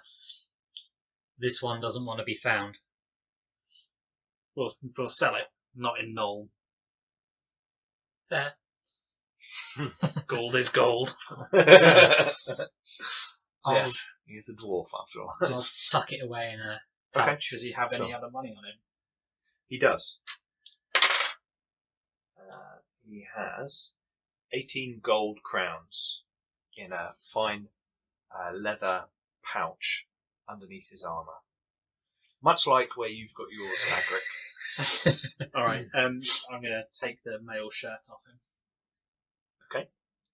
You also find, as you undo his shirt and take that off, that on his neck, on a cord, there is a key. Again, I'm going to check it for marks that I don't like the No, look of. it looks just like a it's kind of a crude key, as they are, but it looks like it would unlock a door rather than, say, a small padlock or chest. I think that's you. That could come in handy. I'll tuck it away with the ring. Okay. Anything else? No, seems to be travelling light for the ambush. What about the guy that I killed first? Because he appeared to be wearing, appeared to be wearing mail. Yes, they're wearing mail. I'm going to just be bundling this up in my bag. Well, bundling up suits of mail might be. If it's just a shirt, it's quite Yeah, but small. it's heavy, isn't it? I'm a dwarf. Yeah? Dwarf, I could carry him wearing chainmail. Okay, cool. Fine. Dwarf carrying capacity is stupid. Okay. They have mail shirt and leather jack. Again, we'll take them and bundle them into a bag. One has a sword, one has a mace. They both have a pair of knuckle dusters. And we'll take all of anything that doesn't look rubbish. And the woman actually has 5 gold crowns on her Oh. in a secreted pouch. And one of them have bow and arrow. Yes, there's a bow. They've both got bows. And here we go. I mean, do they look like standard things? They're just crappy bows. When you say crappy, I mean how crappy? Like standard, generic? Yeah, standard generic bow. Alright, enough we could swap them for a couple of gold, maybe. And together they've got 12 arrows. Sort of Take them back for that quivers. manling. Hold on, no, Hartwin uses a crossbow, doesn't he? Okay. Okay. Well, we're not just going to destroy take them. them, so we're literally just going to snap. Sure. Okay. You snap those and throw them on the floor. The club that the guy was using was wooden, right? Yes, it's a big wooden kind of cudgel that looks like it's been carved. It's an individual weapon, and it has what look like big iron nails embedded in the head of it. Is there somewhere I can wedge it in the building so it's sticking out? You could go over to where he was standing when you got here and whack it into the wall. I'm going to do that, then chop the Sansevino's head off and ram it onto the spike. Okay. Subtle. Cool. Okay. So you chop his head off. You don't want to just prop up his top half of his body at the bottom of the wall. No, you cut his head off and you put it on the. The rest of it I'm just leaving where it was. Okay, fine. So it's just like a sprawl of dead bodies, blood spattered around, and a club buried in the wall with a Sansevino head perched on top of it. Yeah. Yep. Okay, cool.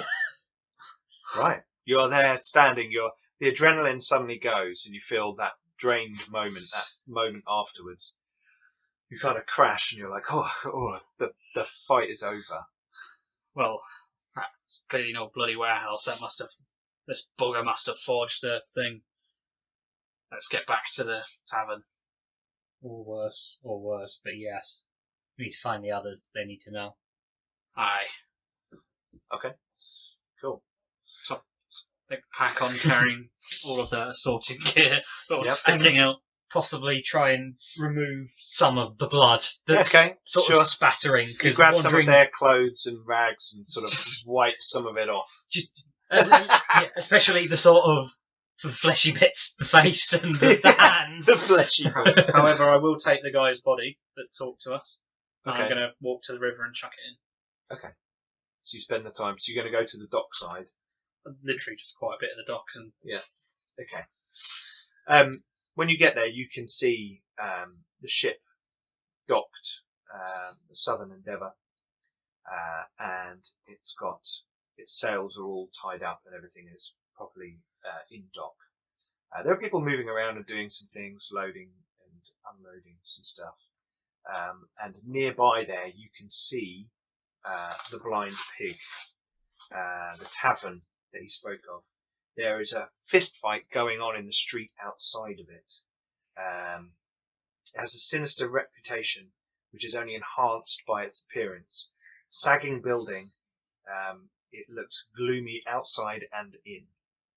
There are lanterns hanging from sort of dotted around it, and there's a big sign, which as you look you can see there's actually a dead pig hanging from this sign with 2 daggers thrust into its eyes up on this sort of big arm.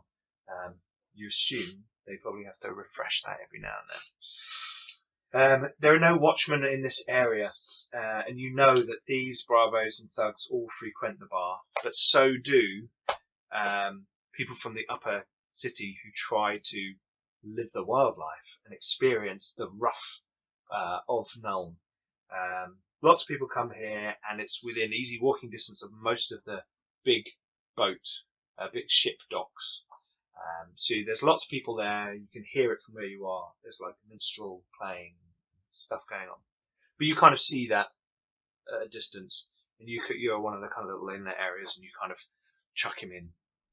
His body just kind of slides into the dark water, his eyes kind of staring at you as he goes down to Manan, the god of the sea. Yes. So you are there on the dock. Lots of people moving around. It's this sort of early afternoon. Do you want to head back into the Neustadt to the 2 griffins? I think we better get going. Yeah. Okay. Not the best idea to hang around. Okay, cool. So you head off back through the shanty town. Maybe sticking to sort of the edges of roads a bit more this time, as you yourselves are hurt, bloodied. You've wiped a lot of it off, but still, if someone looked at you closely, you'd see the blood in your beard, bit behind or in your ears, that kind of thing. There's a spray across your clothes that you just couldn't get rid of. So you try and sort of wend your way. A few watchmen do give you funny looks on the edge of the Neustadt area. And as you get back to the kind of open plaza with the nice fountain and the statue of Karl Franz in it, a few children sort of give you funny looks, and mothers sort of pull them away and say, "Don't worry, that's just what dwarves do." And so, come on, let's go. And as you're kind of walking through, an older woman sees you, and she sort of comes over and says, "Ah, hello there, my little friends. I mean, no offence, dwarves. Hello. I can see from over here that you are indeed in need of aid, are you not? I run a fine stall," she says, turning to one side, and there is a little sort of cloth and wooden stall set up, and there's various kind of unctures and ointments and potions and bottles sort of dotted around it. Big vials of greasy-looking ointment and things like that. She sort of gestures you over. "Please, please, I can see that you are weary by the way you walk, and my friend, you have not done a full job of getting the blood out of your beard. But I judge not, Am I correct in my assumption?" Not that bad.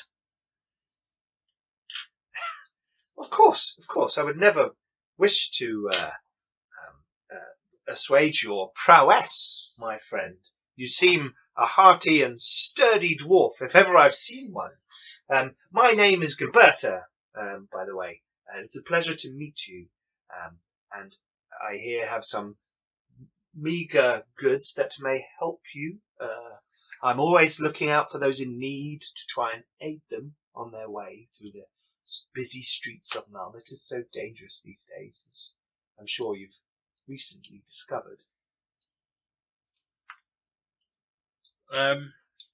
Do I think she is a charlatan? Does she seem to be like? Make a sense motive roll. Is it sense motive? No. There isn't really a thing, I guess, fellowship. Make a perception roll. Yeah. Intelligence. I rolled a 6. Okay. Wow. I was thinking, well, balls. she is clearly trying the sales pitch, but it's also something that you are her, so it's not like she's trying to con you. I know. I was more trying to judge whether I think her wares are. You don't fake know yet. She hasn't sort of taken you through them or shown you what there is. Please come over. I have various drafts and ointments that you may partake of. Oh, aye. What's that then? Well, I have some healing drafts here, which will sort you out in a jiffy. That's the higher end of my arrangement, however. Down here, and she kind of fetches up these little clay pots with this oily ointment in. She goes, Gilberta's ointment. Yes, here we go. This you smear onto wounds, and this speeds up your healing process. It's very good. I've had many recommendations. Many people have used this. I sell some to the local guard house as well down the road, and they often use this. That's basically what I'm trying to judge. If she's Make a roll. Yes, 20. Okay. She is meaning well, but you're not sure of her capabilities as a herbalist. You don't know her well enough you haven't seen any of her things. She seems to be being genuine.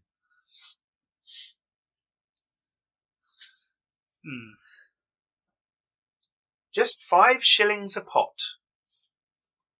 And there's 2 handfuls in here.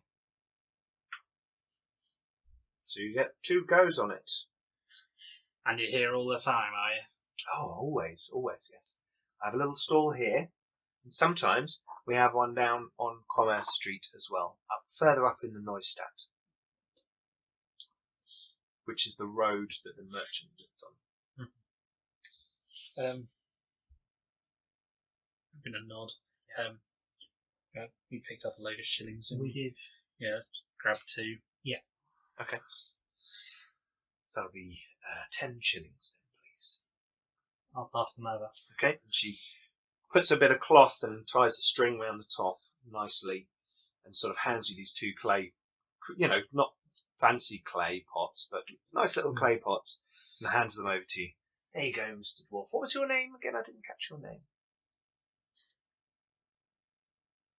She smiles as you don't say it.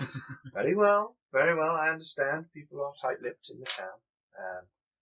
What with all of these things going on these days, recent laws being passed. But I understand dwarves like to deal with their own, and I thank you for your custom. I hope it helps you in whatever it is you may be doing, and I wish you a good day. How much are those healing drafts? Oh, well, those are 5 gold crowns.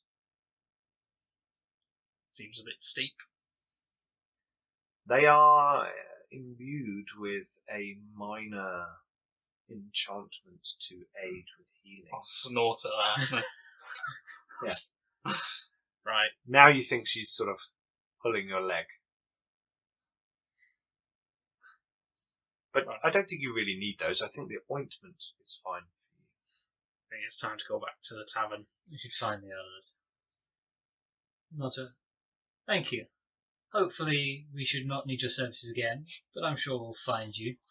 If we do. If their stuff's good, you may get more custom. Well, I would never wish you trouble or harm. However, if it does befall you, come and see Gilberta, and I will help you out.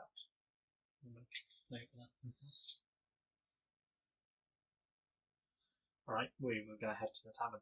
Okay, so you guys make your way back through the Neustadt, down this nice long road with all of these fancy shops either side, which merely a couple of hours before you walk down clean and fresh.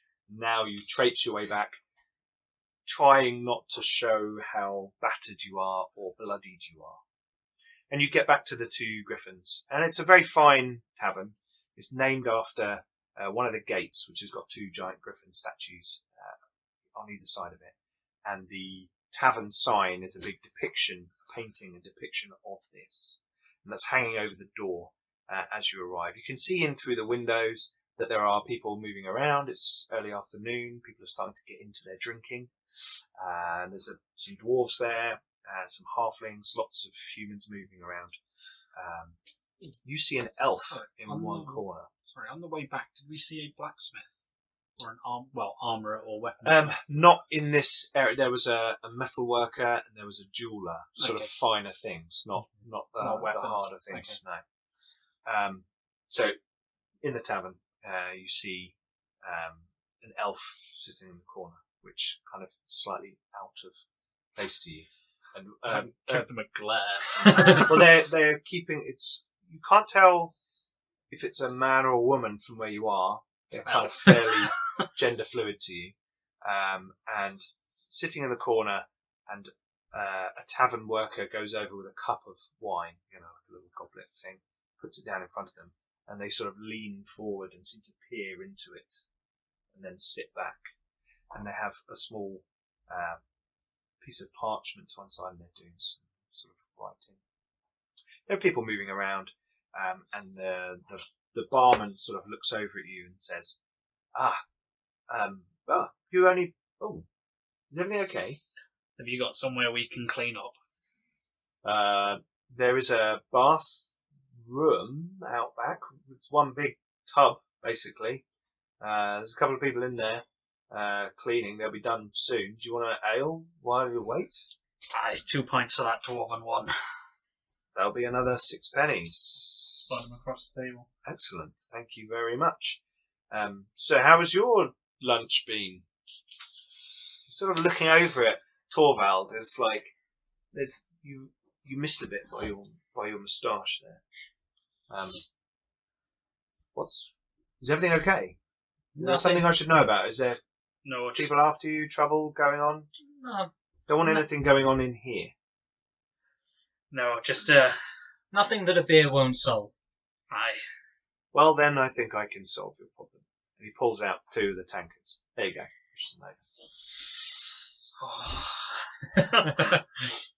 Okay.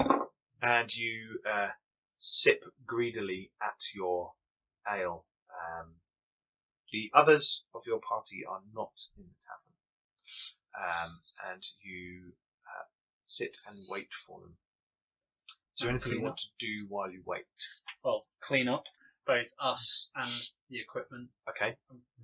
Can they have rags and things for us to clean up? Yeah, absolutely. Right, so I will clean up not only the stuff we're wearing, but also the swag. Cool. Yep. Yeah. With my sack that now has a little gold symbol on it. Okay. My swag bag. Yep. No, it's just a backpack. But I'll clean up the armour that we took and what we're wearing. Okay. No weapons. While you're doing that, we'll get cleaned up. I'll get cleaned up, and then I'll head back into the bar while you're working on the equipment. Because I'm gonna keep an eye on that elf. Okay. Because something about that doesn't feel right. Never trust an elf. Okay. I'm also gonna have them I'm gonna give them some money to bring me a plate of meat. Okay. A plate of meat. Yeah. There is actually in the equipment thing meat side of. There you go, a side of meat. That's a shilling. All right. Hang on, no. That's an encumbrance of 10. That's like half a cow. That's the side. That's like the cow. Yeah. Okay. One of those for each of us. I think it's just like 5 pennies. No. One of those for each of us. Okay, very well. Okay. Torvald, you go out into the tavern. People moving around. A couple of people walk past the elf and kind of quite clearly, give the elf a nudge, and they sort of, you can see them sort of controlling themselves in the corner, deliberately not lashing out or doing anything in response. And they have something on the table in front of them other than this piece of paper. You can't see what it is because they've got their arms sort of out. Like when you're hiding your homework or your work so no one copies you. Got their arm out around it, and there seems to be something, therefore small, down in front of them. They seem to be looking at it and then writing or drawing or something.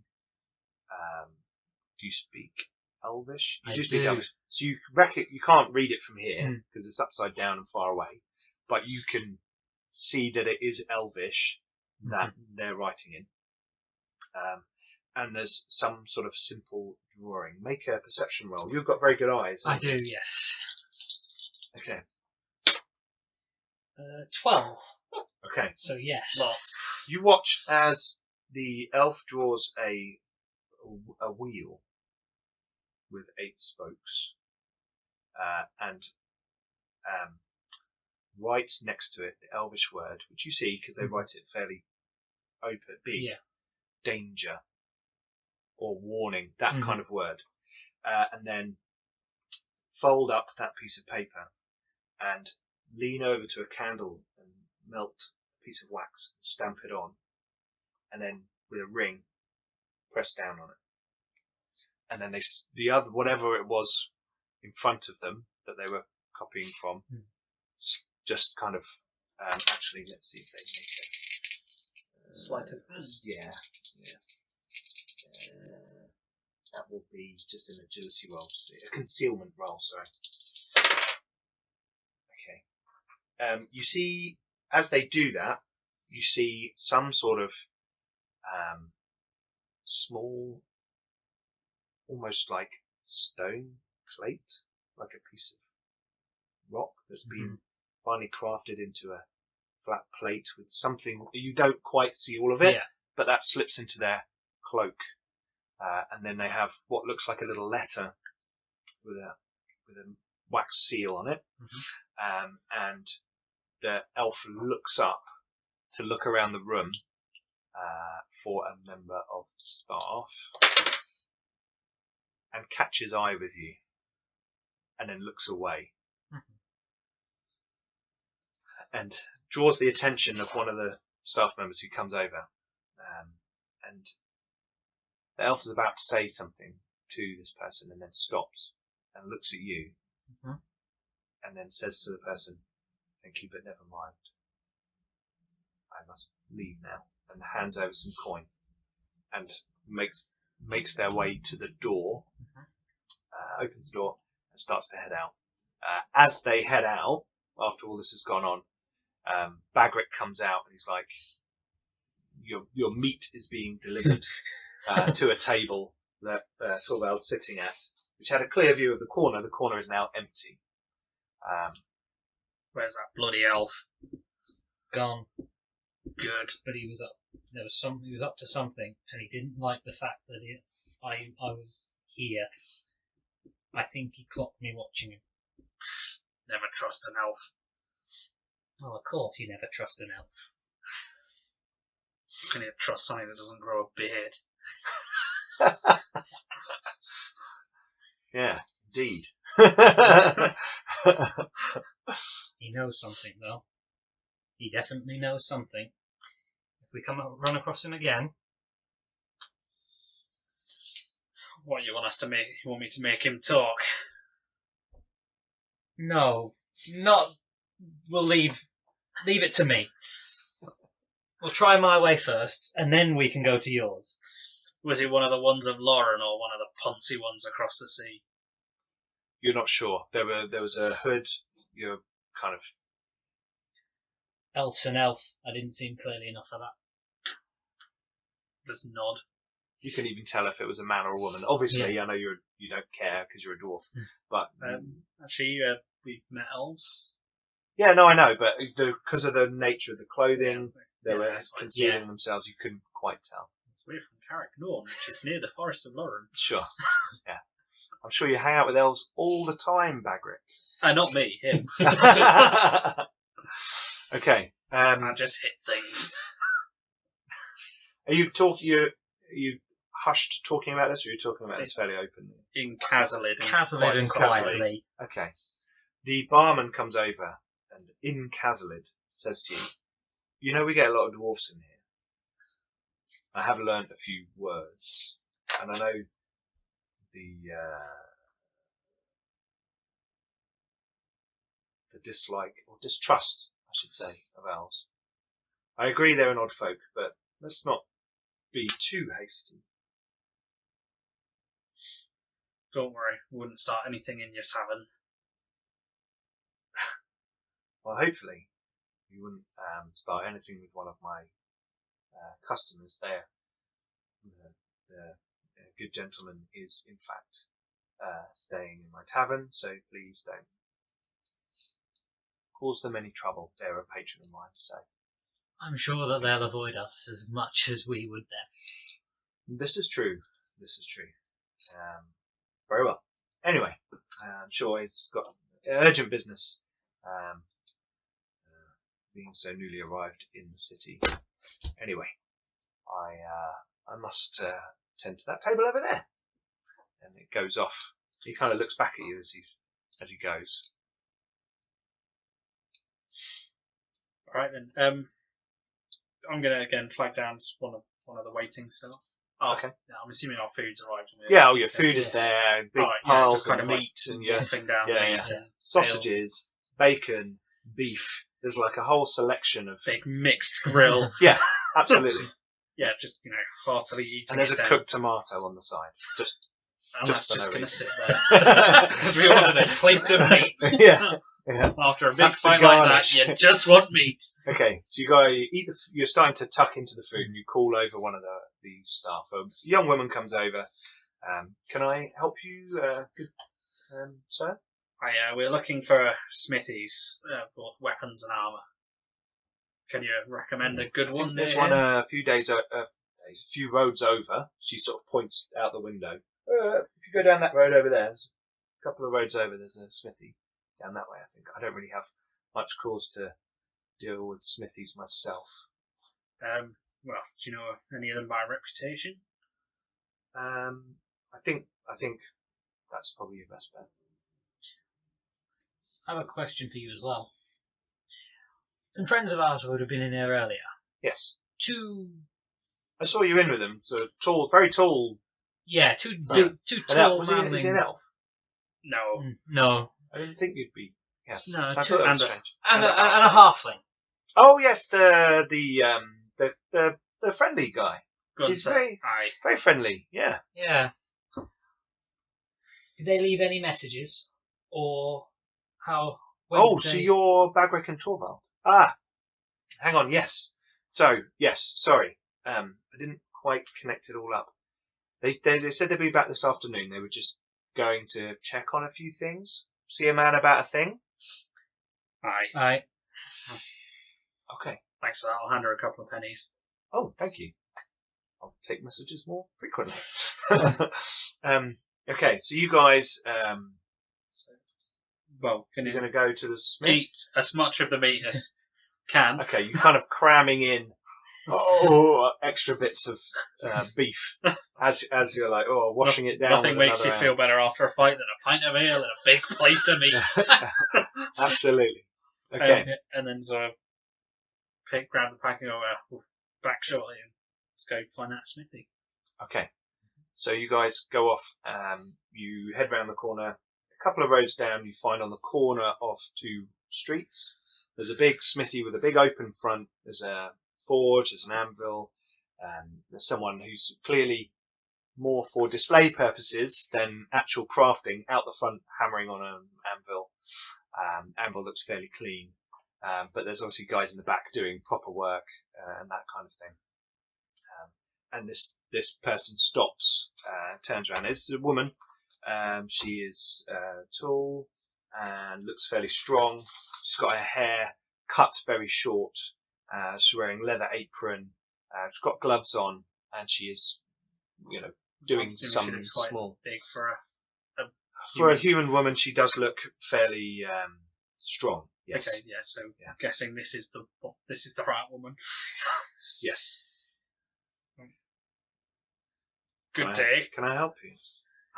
We're looking to offload some materials and purchase some.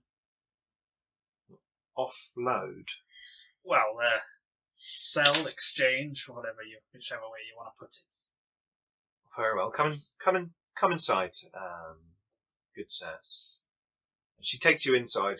There's a large area with various apprentices running around. You can tell they're sort of the younger people, sort of doing the dousing and carrying buckets of water around and stoking coals and things. And then there are a few blacksmiths who are actually doing the work. There is a dwarf off to one side, and he kind of, while he's just pounding away, his arm doesn't even stop. He just kind of looks up and nods at you. Yeah, nod and back. And then he just kind of carries on. That's a good sign. My name is Wendelina Falkenberg. It's a pleasure to meet you. And as she says that, you realise that she does look slightly like someone you've met before. The Adelina. Falkenberg. Yeah. Going to sort of give it a look. Do you know of someone called Adelina? My sister. Aye, I thought there was a resemblance. Oh, you are working with the Brewers Guild. Aye. How is my sister? I haven't seen her in a couple of weeks. I know she's been very busy. There's been some trouble? She seems well enough. Very well. She's a dab hand with that spear. But if you get sparring with her, as I can see you're a man of your weapons, be careful, she's got a reach. Yeah. Sort of nod. To business. I'll set my pack down, get out is it 3 swords? Yep. Yeah, 3 swords and a couple of sets of mail. She looks over it at the blatant bashing, wound, axe hits, dodgy blades kind of thing, and looks at you. So you found this? In a sense. Were you attacked? Aye. Very well. In whatever the hell that area is called. Slums? The shanty town. Ah, yes. That's, unfortunate. Very well. Was for them. I can see. Well, Falkenberg Forge doesn't tend to normally deal with these kinds of things, but since you work with my sister, I'm willing to overlook the origin of these items. I tend not to encourage people to go around the town beating each other up and stealing their things and selling them off. But anyway, as I said, they went for us. Indeed. I mean not to judge. However, she's now sort of rooting through it. She's just kind of picking the mail up, stretching it out, looking at it, looking at the joints where the kind of seams of the chainmail are, that kind of thing. Looking at the massive axe hacks that you guys have put in them. One of them's all. One of them's okay. You chop the arms off, not them. yeah, absolutely. Okay, yes, these look like they're serviceable and I could patch them up.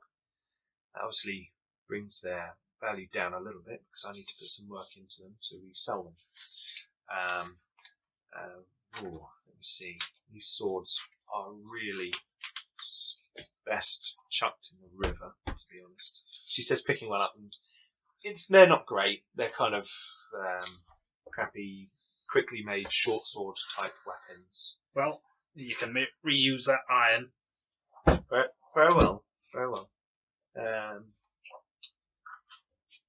I'm willing to give you 80 gold crowns for the lot, or up to the value of 100 gold crowns in the forge. That sounds like a fair deal, I think. Make an intelligence roll. Bagrick wouldn't.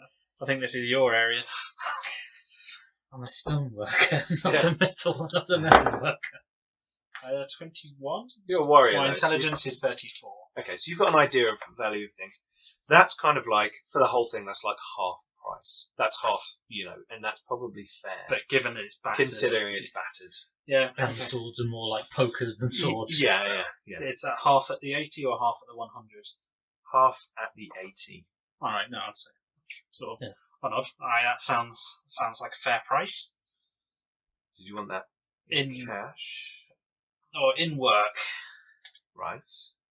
We're looking for chainmail for my brother. Very well. Dwarven chain.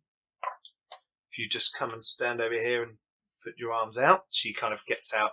She pulls out a length of what looks like it used to be a long time ago, some sort of measuring tape.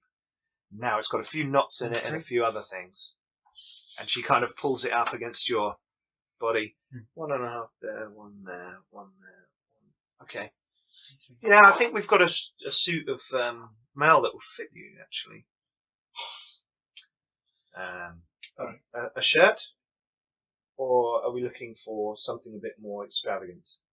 Like a coat? So, A sleeved mail shirt. We have one of those. Cover your arms as well. That would probably, by the looks of it, do you some help. okay, yeah. Sorry, that's 100. How much was that? There's 23.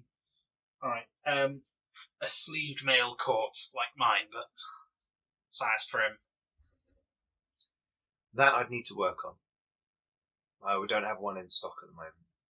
But we do have a sleeve mail shirt that I could extend to a coat. But that will take some time. But you've just handed me some handy chain that could help me with that. But I'm willing to do that trade. Do you have a coif? Or leggings? Not that I can. Not that will fit your friend in a pinch. I can source one of those, but that'll take me a few days.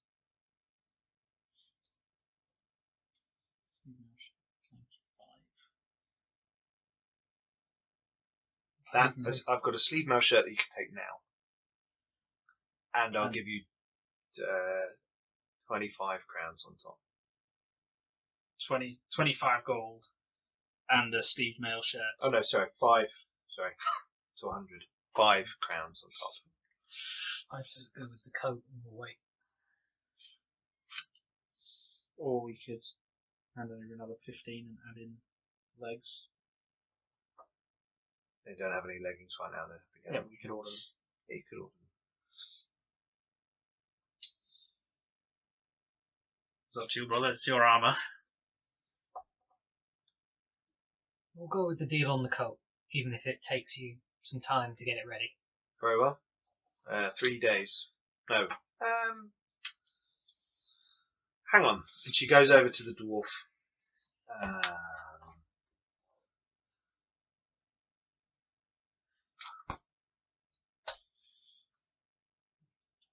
He comes over and he goes, "My name's Gromdrath."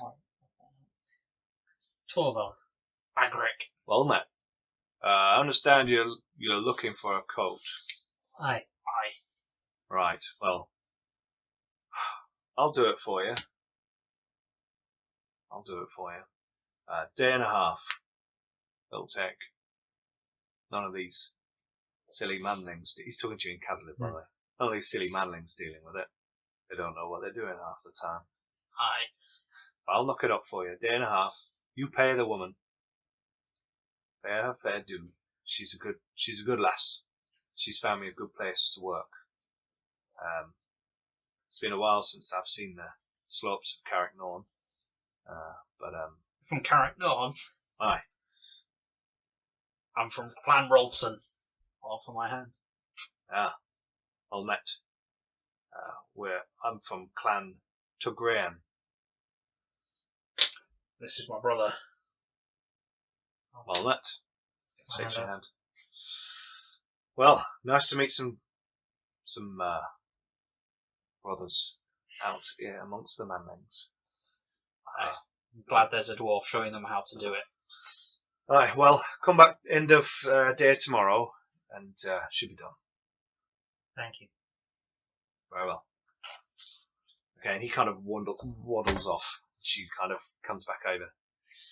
Right. So See, you've met Gwamdrath. okay, so we've collected up the 30 gold coins. Okay. And there we go. He said he can do it for us by the end of the day tomorrow. Did he now? Very well. I'm going Well, to pay then you. we shall see you end of day tomorrow. Sundown, we shut the forge. There's the remaining 30 gold. Oh, thank you. She takes it quite readily. Do you know somewhere we can sell a couple of bows? Have you got them on you? We'll get them out of the pack. She kind of looks at them.